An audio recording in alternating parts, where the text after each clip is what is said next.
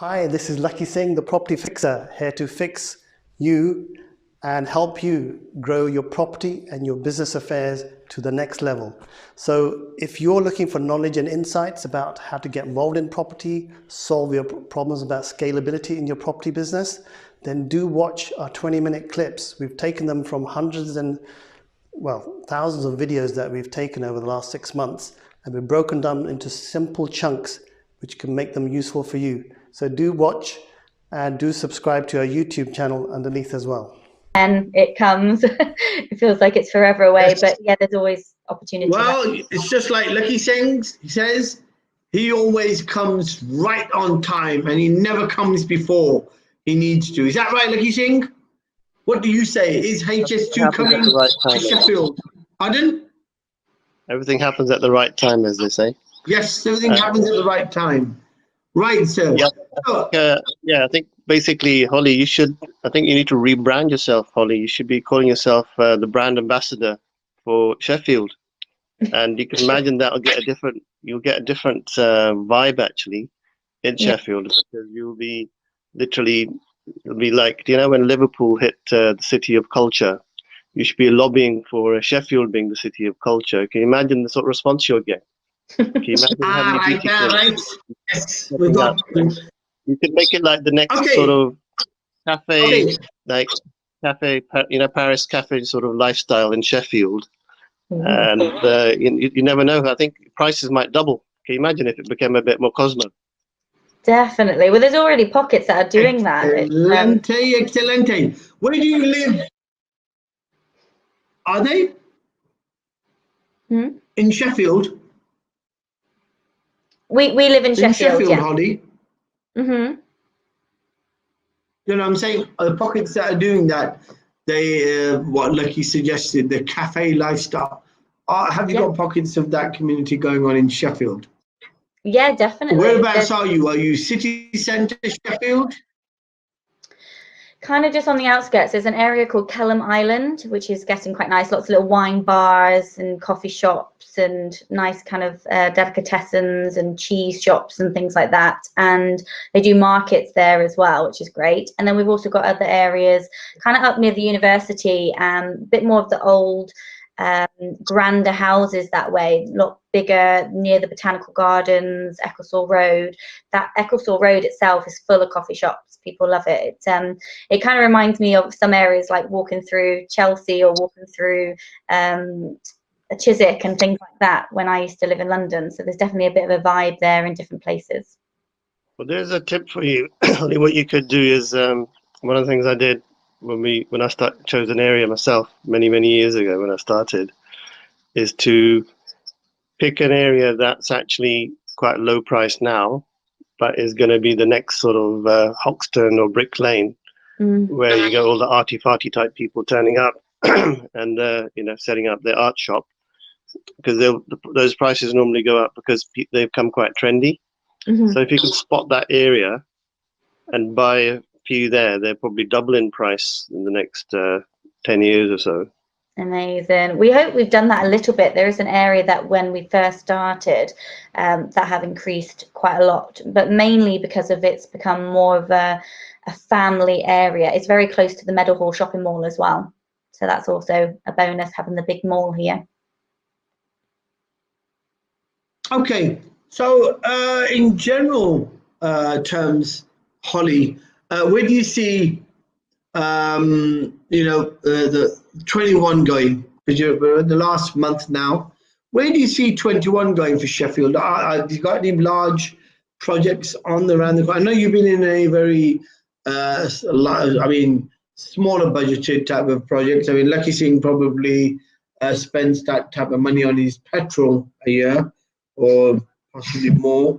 But I mean, are you looking to go up a notch?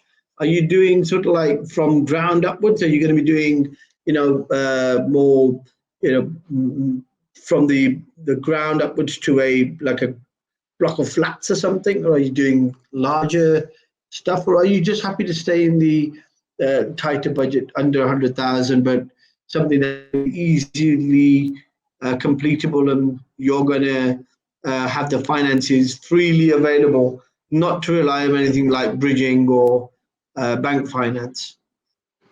Yeah, so we are looking to grow. We've just kind of getting the keys now to a 6-bed HMO. The purchase price of that was 185. That's more like a 26% return on investment. But it's kind of, that's not a bad one. We are looking for more things like that. We're also looking to do a little bit more development stuff. So as I briefly mentioned earlier, farms and stuff. So we're looking at things with land, looking where we can build from scratch or to redevelop certain properties into something else, whether that be a family home or, yeah, maybe turning something into flats. Excellent. Okay.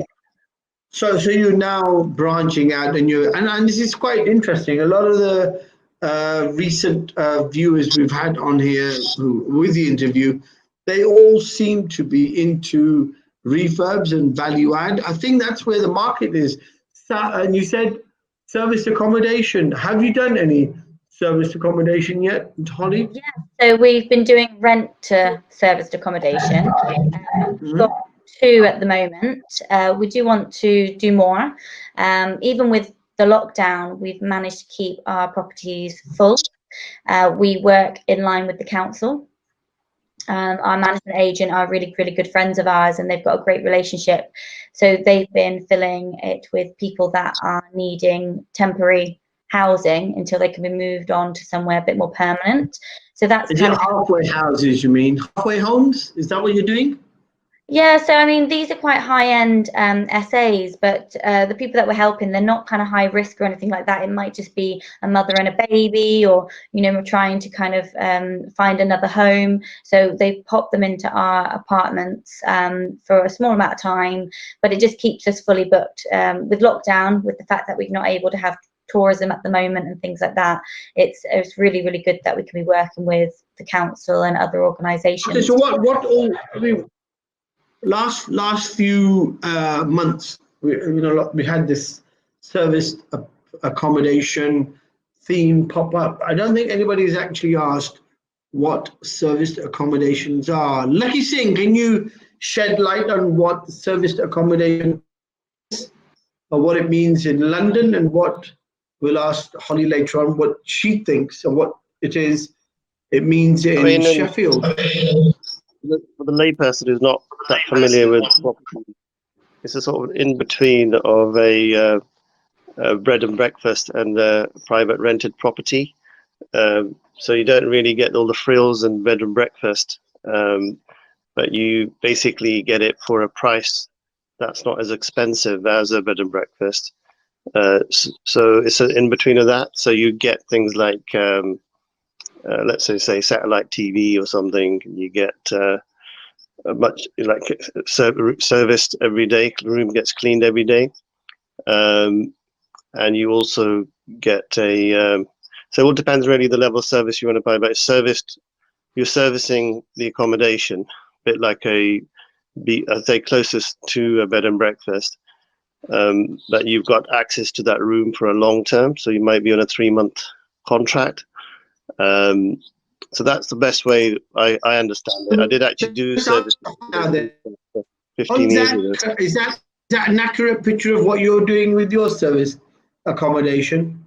Are you providing a television, broadband, maybe a cleaning service, maybe laundry service, or is it just basically service because you call it service? You're not really giving them any service. Yeah, I mean, it's a self-contained unit, so it's a self-contained 1-2-bed apartment potentially. It's more for people that, you know, if a lot of contractors or workers wanted to, you know, their work send them to a hotel, for example, that's a lot of bedrooms that they've got to pay out for that can be quite expensive, whereas with a 2-bed apartment, it would be the same price for maybe like 1 hotel room. So it's really helping businesses cut down on their costs for businesses that way. When it's service accommodation, we do have really good internet because a lot of people are business as well. And right now, I mean, everybody, even personally, wants to access some sort of Wi-Fi internet. We have Netflix with ours as well, because ours is a bit more, I guess we're trying to make it a bit more luxury, everything that they want in one place. We when they arrive, everything's cleaned, but we don't always do the clean every day. If they're there for a couple of days, then it's kind of their place. But when they leave, we then completely renew it, clean it out, ready for the next person. It's a bit of a contradiction because you're saying council-led tenants, and I think the image that a lot of people are going to get is these are people who probably are on the lower end of the scale in terms of their financial affordabilities. But obviously, you can shed light on that, Holly. Tell us, when you get people who are coming in temporary accommodation because they are, what are they? Have they been made homeless? Are they just looking to relocate to Sheffield? What type of clients are these? Yeah, so like and her children just trying to find another home. They're just vulnerable people at this point in time. And the reason why we've gone down this route to help this is because of, obviously, with COVID, the normal market that we'd normally approach isn't always active. So we had to be creative and also branch out and, as you say, knock on doors and create our own opportunities. But working with the council are the other people that fund it.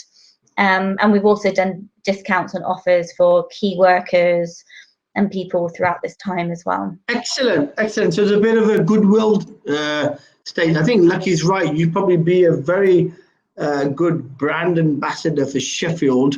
Okay, we're going to shout out from Mandy and we've got a shout out from Sajal says that she will be in contact with you. I think she is getting a flavor, getting a taste for Sheffield. Maybe she'll move up as well and join you there. Sajal's in London. She is one of our favorite financial controllers down in London. Cardigan Tate, I think she works for. But she obviously, excuse me, she's got I think she's caught on to something there. She will be in contact, so you may have. And that's one of the purposes Lakhi Singh opened up the alternative business and property solutions community, is that he's saying in these difficult times, you can just not be cloak and dagger about your contacts and your connections. You want people to mix, match, help each other, and put their little footprint down on trying to revive the economy. Is that right, Lakhi? Isn't that a classic example of why you've opened up all your contact base, you're letting everybody come in and you're letting people talk to each other because you want people to do their little bit in reviving or helping to revive the economy? Yes? That's absolutely correct. So probably we've got about 15 different groups, including one for I think up the northeast and the northwest and in Yorkshire. So so the opportunity is really for anybody, anywhere in any of the groups to talk to us. And one of the things that we're a little bit late in setting up is actually a panel of 5 experts as well, from the legal field, from property sales, from negative equity, stopping repossession and off-market access, as well as bridging finance. There'll be, in fact, 5 or 6 experts on there, as well as about 20 others related to any industry. So all of that's also going to be implemented. So I'm literally offering access to all my resources and staff and senior contacts with our power team. So it could actually, I mean, one of the things you could be considering is being part of that, the local community in the group in the south. I think it's. No, it goes into Yorkshire. I think. Does it fall into Yorkshire? Does it Sheffield? It does, yes, South Yorkshire. So you probably join the Yorkshire group. Set up a special group for Yorkshire. Thank you, Vijay Sal, for pointing that out. So we've got a special group for Yorkshire, so that could be pretty good. So basically, we're able to help with anything that you want, really, because we've also got access to UK-wide deals. We've also got a system that we'll be launching where you can access and match deals anywhere in the United Kingdom. On top of that, we'd be happy to also do a half-an-hour consultation if you're looking for funding or you're looking for a cleverer way of actually getting lending to scale up, so you're more become the let's just say the Rockefellers of Sheffield. You know, we could help. Okay, is cleverer actually a word, Lucky? That's what I'm trying to work out. Anyhow, there's been an understatement, Holly. I think we've been focusing on you. All the hearts and love hearts have been coming in for Holly. But you mentioned something very clever, very, I think, very astute in between your introduction at the very beginning. And that was your boyfriend has devised something called, what's it now? Pipeline? Up Your Pipeline? What was it? It's Property Pipeline. Property Pipeline, that's right. So Up Your Property Pipeline. And what does that do? Can't be just a sit. Is it a website? Is it a platform? What is it? It's like a software that people can use. The reason why we created it was because I was struggling at the time, because I'm out there all the time viewing properties, I'm sourcing, I'm investing, and there wasn't really anything that we could find that was out there on the market that really helped me. And for example, you know, a lot of people tend to log the properties they viewed on an Excel spreadsheet. Sometimes, you know, not everybody that's out there doing the kind of the numbers, their strong point may not be the numbers. So it's an integrated system where you can get the numbers done for you. Within 2 minutes, you can recognize whether this property is a deal or worth viewing or not. And it's all interlinked. You can assign tasks and activities to other people in your team. Well, why not on scraps of paper, Holly, as lots of people do, just writing notes down and keeping like hordes of paper on each property? Why not you do it in that? Are you naturally an organized person, Holly, or are you more of a markety scatty person? What are you? I definitely think I'm a bit more scatty, so I need organising for sure. And even like you say, with the piece of the paper, I had like notes and numbers all over the place. And if I didn't take that piece of paper with me to the viewing, I'd completely forget. And I'd have to always double up. I'd be thinking like, oh, what was the rent in that area? And I mean, I kind of know now, but at the time and as I was growing, it was really, really difficult if I didn't take that stuff with me. Whereas with this particular system, it's all on my phone. If I'm running late and I've got like, because if I'm doing 10 viewings back to back, it can be really confusing on that day whose property's who. So is this with an estate agent? Is this direct to vendor? What were the numbers on that? And you can get a bit kind of overwhelmed with the amount of viewings that you might be seeing in a day. So it's just a really nice. Are you is your boyfriend or your would-be, is he a to-be husband, is he? Yes, yeah. Excellent. Are you using this property pipeline or this CRM? Are you trying to commercialize it, or is it specifically dedicated around his love for you? Oh, well, it started off that way. So he created it in December. Created it in December. VJSL does actually crack at least one good joke in the whole of the show. Flower around you, lovely little CRM flower around Holly. This time nice and sort of mint it. So that's enough, VJSL. No, I was just saying it's like a lovely flower around her, keeping it nice and snuggled and warm at the fingertip. They created it for you like a little flower, like a bunch of roses, and you're not commercializing it. We are now, yes. So we decided that it helped me so much, and it was originally just for myself, but we thought if it can help me, it can help others. So we're sharing it now.